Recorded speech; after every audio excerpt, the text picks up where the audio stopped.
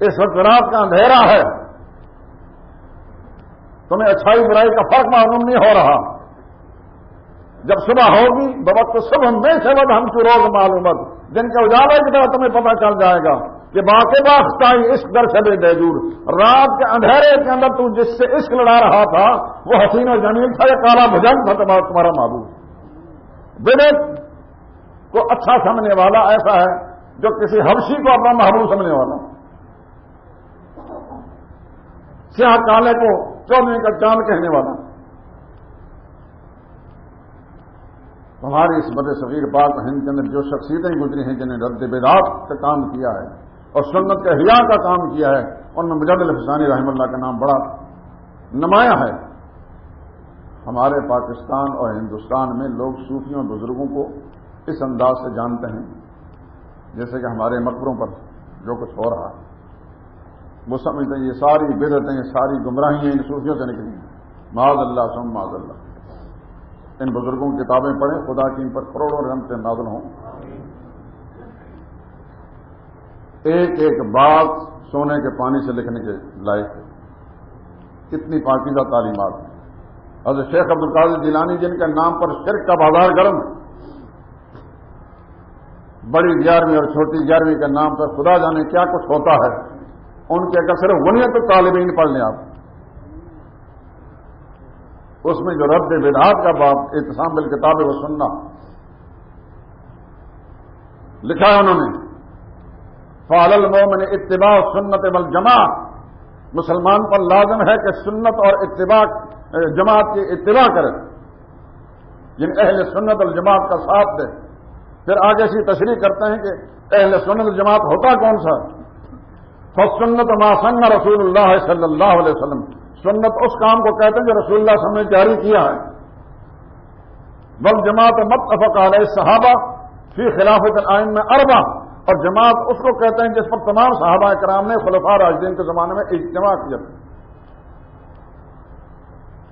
یعنی حضور کا طریقہ اور صحابہ کا طریقہ، اس پر چلنے والا اہل سنت والجماعت ہے۔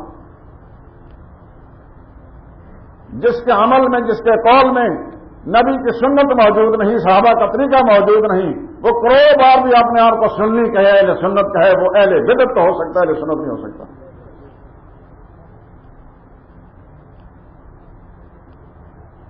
اور مسلمان وہی ہے جو حضور صلی اللہ علیہ وسلم کی سنت کے جذبے سے، اتباع کے جذبے سے سرشار ہو۔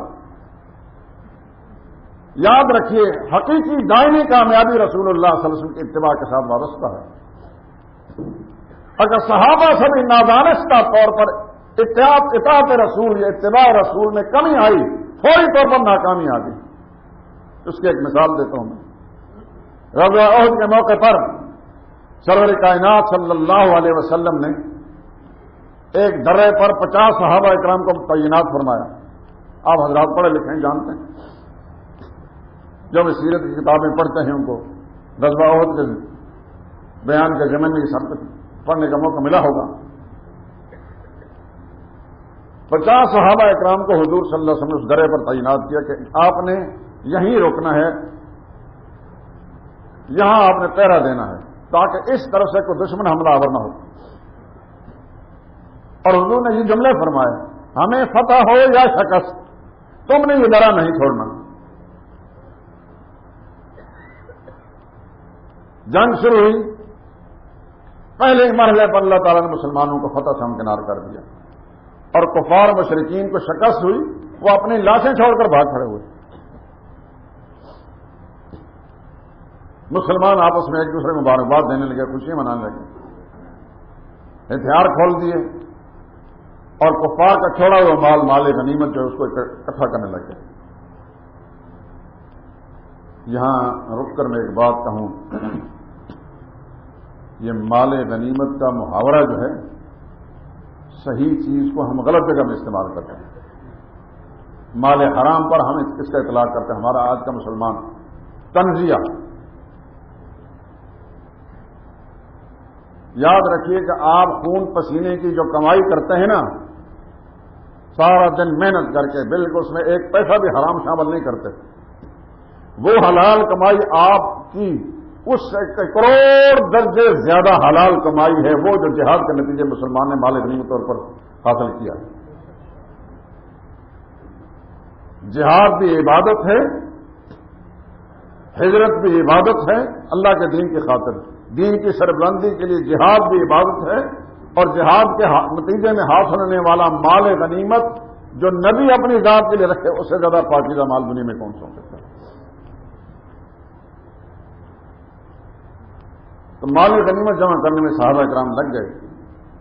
وہ جو درے پر 50 صحابہ کرام تھے وہ انہیں دیکھا کہ فتح تو اللہ پاک نے دے ہی دیے، مقصد فتح تھا، جو ساری زندگی یہاں کھڑا ہونا تو تھا نہیں، رسول اللہ صلی اللہ علیہ وسلم نے ہمیں یہاں کھڑا فرمایا تھا، تو منشا حضور کا یہی تھا کہ فتح ہو جائے، بس فتح ہو گئی، مسلمان مال غنیمت میں جمع کرنے میں مشغول ہو گئے۔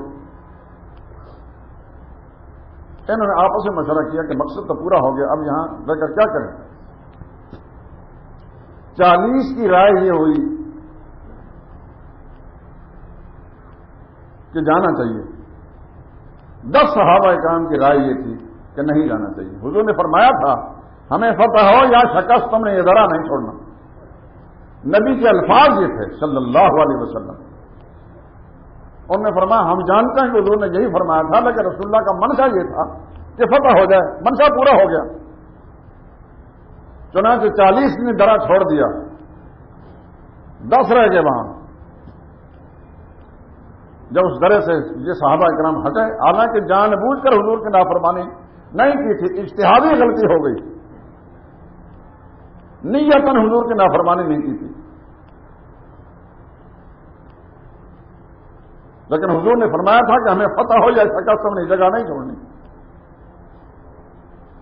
خالد بن ولید جو اس وقت تک مسلمان نہیں ہوئے تھے، یہ کفار کے ایک دستے کے لشکر کے سربراہ تھے، انہوں نے اس جگہ کو خالی دے کر اس طرف سے حملہ کیا، وہ جو 10 صحابہ کرام تھے ان کو بھی شہید کر دیا، اور پھر مسلمان فوج پر ایسا زوردار حملہ کیا کہ پھر قدم اکھڑ گئے، کوئی ادھر بھاگا کوئی ادھر بھاگا، اور ان کے اندر سیدنا حمزہ جیسے 70 صحابہ کرام شہید ہو گئے۔ حضرت حمزہ رضی اللہ تعالیٰ حضور کے چچا، جن کے بارے میں حضور نے فرمایا اسد اللہ و اسد رسول ہی سید الشہداء، شہیدوں کا سردار ہے، اللہ کا شعر ہے، اللہ کا رسول کا شعر ہے، وہ بھی شہید ہوئے۔ مشرکوں نے ان پہ مسنا کیا، ان کے اعضاء کاٹے، جسم کے ٹکڑے ٹکڑے کیے،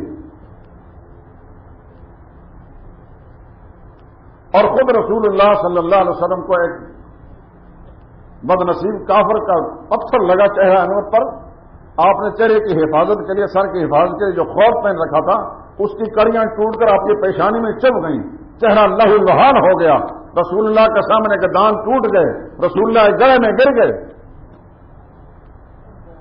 ان 40 صحابہ کرام کی اجتہادی غلطی سے اتنا بڑا نقصان ہوا،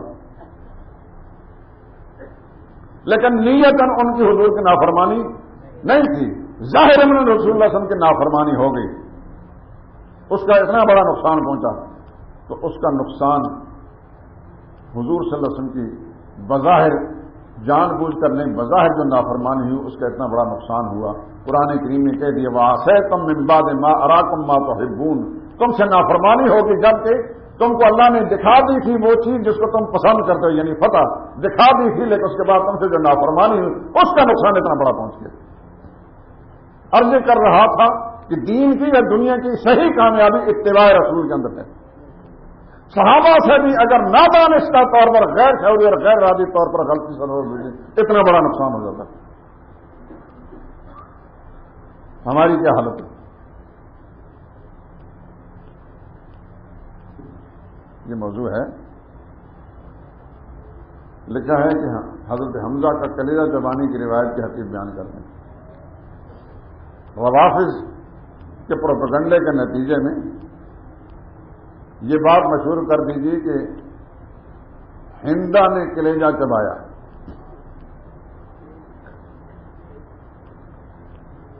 جب جھوٹ بولتا ہے انسان تو پھر مت ماری جاتی ہے، پھر نام بھی صحیح نہیں بولتا۔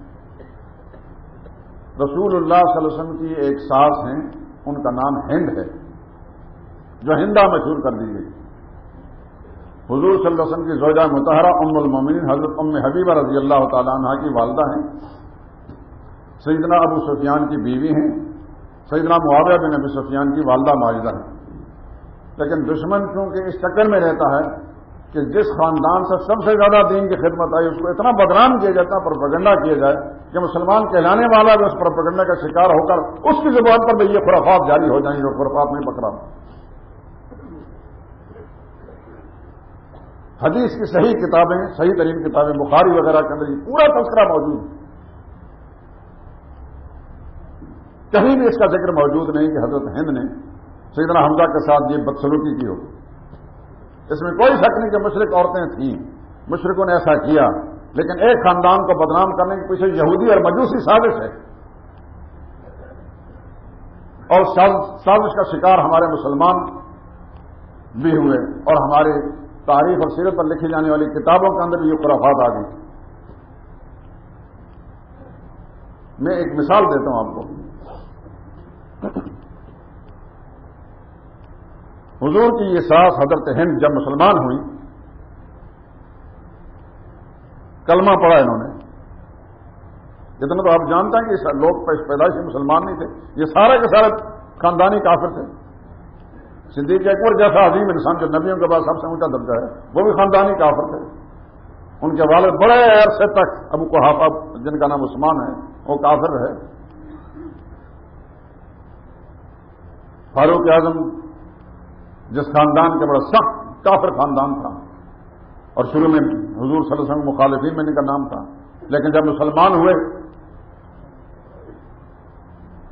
تو کیا بن گئے کہ حضور کو فرمانا پڑا، لوکان آبادی نبی لکان عمر، میرے بعد نبوت چلتی ہوتے تو عمر نبی ہوتے۔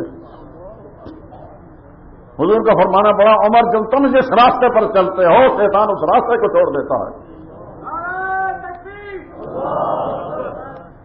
تو یہ سب خاندانی کافر تھے۔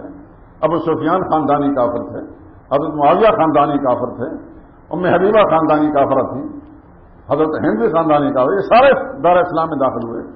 حضرت ہند جو رسول اللہ صلی اللہ علیہ وسلم کی ساس ہیں، ام حبیبہ کے والدہ ہیں، سن لیں اچھی طرح سے، بات کو سمجھ لیجیے، اپنے نظریات اور عقائد کی اصلاح کیجیے، اللہ توفیق دے تو اپنے خاندانوں میں گھروں کے اندر بچوں کو یہ سمجھائیے۔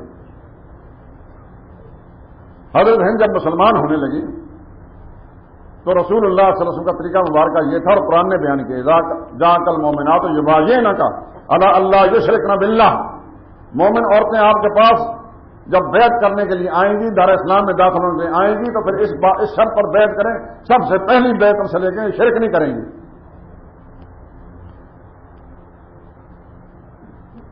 ولا یقتلن اولادہن، اپنے بچوں کو قتل نہیں کریں گی، ولا یسرقن، چوری نہیں کریں گی، ولا یزنین، بدکاری نہیں کریں گی، یہ ان شرائط پر بیعت کریں۔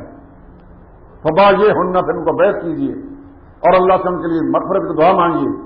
یہ قرآن نے اصول بیان کیے گئے، اور یہی اصول ہر آدمی کے لیے۔ آج بھی جو کسی پیر سے بیعت ہونا چاہتا ہے، دیکھیے وہ پیر سچا ہوگا تو سب سے پہلے شرک سے توبہ کرائے گا، گناہ سے توبہ کرائے گا۔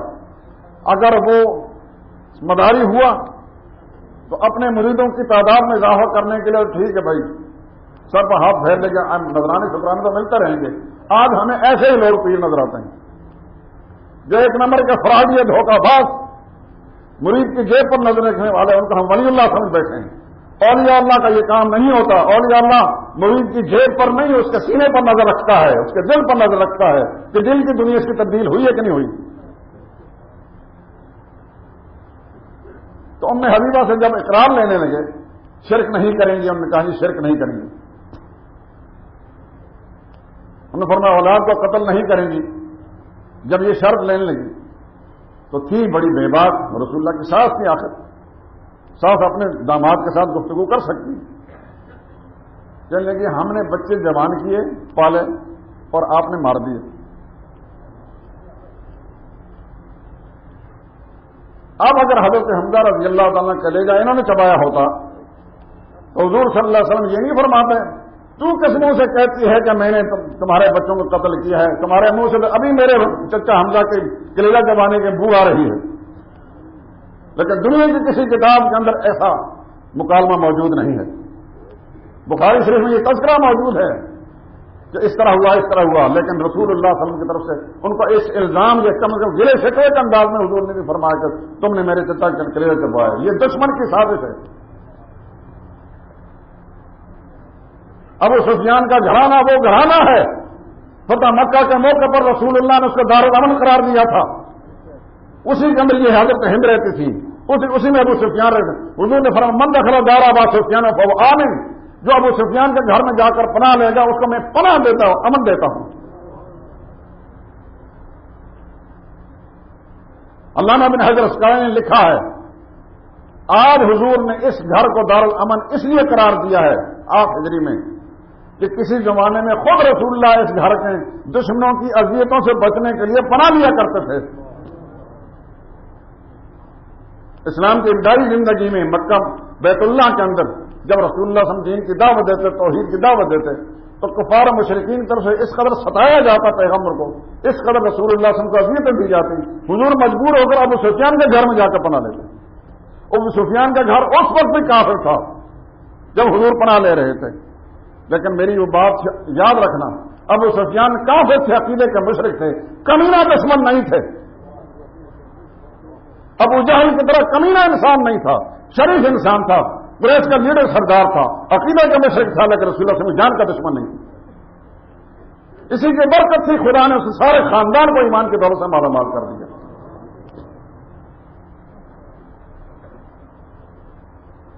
ان کے بڑے صاحبزادے حضرت یزید شام کے پہلے گورنر ہے فاروق اعظم کے خلافت کے زمانے میں، دوسرے صاحبزادے سیدنا معاویہ کو شام کے دوسرے گورنری نصیب ہوئی، اور بالآخر پوری ملت 65 لاکھ مربع میل کے رقبے پر انہوں نے امیر المومنین خلیفۃ المسلمین بن کر حکومت کی ہے. اسلامی دہریہ کے بانی ہیں امیر معاویہ. رومیوں کے ساتھ 600 جنگی جہاز سے رومی حکومت کے، یہ بھی آپ کو بتا دوں، آدھی دنیا کا حکمران رومی، 600 جنگی جہاز سیدنا معاویہ کے تدبیر سے 1700 جنگی جہاز انہوں نے تیار کیے تھے رومیوں کا مقابلہ کرنے کے لیے. یہ وہ شخص ہے جس کو خدا نے پیدا ہی حکومت کرنے کے لیے اور دشمن کے ساتھ جہاد کرنے کے لیے کیا تھا. اس خاندان سے چونکہ سب سے زیادہ کفار کو، مشرکین کو، یہود و مجوس کو نقصان اٹھانا پڑا تھا، اس وجہ سے سازش کر کے اس خاندان کو سب سے زیادہ بدنام کیا ہے. میں اس بات کو ذہن نشین کیجیے میرے دوستوں. بنو امیہ کو بدنام کرنے میں دشمن نے جو کچھ تدبیر چلائی تھی، جو سازش کی تھی، آج ہمارا مسلمان بھی اپنی زبان پہ وہی بات کہہ رہا ہے جو دشمن کہتا تھا. اپنے ذہنوں کو صاف کیجیے. یہ رسول اللہ کا بااعتماد خاندان تھا. حضور کے زمانے میں 16 گورنر جو تھے، 16 صوبوں کے، ان میں سے 11 گورنر بنو امیہ کا تھے. رسول اللہ کے بااعتماد لوگ. علامہ ابن کثیر نے البدایہ والنہایہ میں لکھا ہے جبریل امین آئے حضور صلی اللہ علیہ وسلم پر وحی لے کر، تو فرمایا، حضرت معاویہ بیٹھے تھے، یہ کون ہیں؟ یہ معاویہ بن ابی سفیان ہیں. فرمایا اللہ تعالیٰ فرماتے استکتب ہو، ان کو اپنا کاتب بنا رہی، فإنہ امین، اللہ فرماتے ہیں یہ امانتدار انسان ہے. ابن کثیر نے لکھا ہے البدایہ والنہایہ میں. آپ نے رکا دے گا میرا موضوع دوسرے لے کر، لیکن بہرحال اس کی ضرورت ہے. اپنے ذہنوں کو صاف کیجیے میرے دوستو. تمام صحابہ بلا امتیاز 1 گھنٹہ بھی اگر رسول اللہ کی صحبت کسی کو نصیب ہوئی ہے حالت ایمان میں اور اس ایمان پر قائم رہا، ساری دنیا کے اولیاء اللہ سے بڑھ کر اس کی شان ہے. اگر اجازت دیں تو میں شیخ عبد القادر جیلانی کی بات نقل کر دوں. اولیاء اللہ کا سردار علامہ ابن رجب حنبلی نے طبقات الحنابلہ میں لکھا ہے کہ شیخ عبد القادر جیلانی کی کرامات حد تواتر تک پہنچی ہوئی ہیں.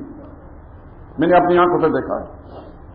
اتنا بڑا ولی اللہ، حنبلی المذہب تھے، بڑے پیر صاحب، عرف عام میں پاکستانی زبان میں 11ویں والے پیر صاحب،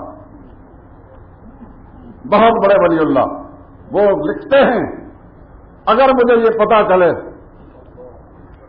کہ کسی سڑک سے حضرت معاویہ نے گزرنا ہے، یہ تو 600 سال کا فاصلہ تھا، لیکن آج اگر خدا معاویہ کو پھر بھیج دے اور وہ کسی سڑک سے گھوڑے پر سوار ہو کر گھوڑے کو دوڑاتے ہوئے گزریں اور میں سڑک کے کنارے بیٹھ جاؤں اور معاویہ کے گھوڑے کی ٹاپوں سے اڑنے والی گرد و غبار آ کر میرے بدن پر پڑے تو میں سمجھوں گا خدا نے جہنم کی آگ مجھ پر حرام کر دی ہے۔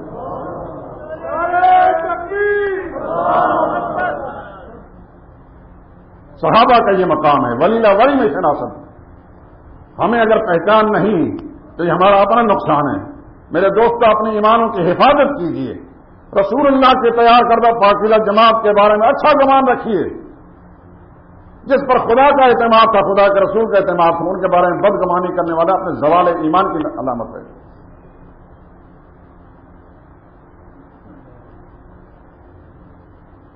یہ خدا کے بھی معتمد ہے، محمد مصطفیٰ کے معتمد ہے۔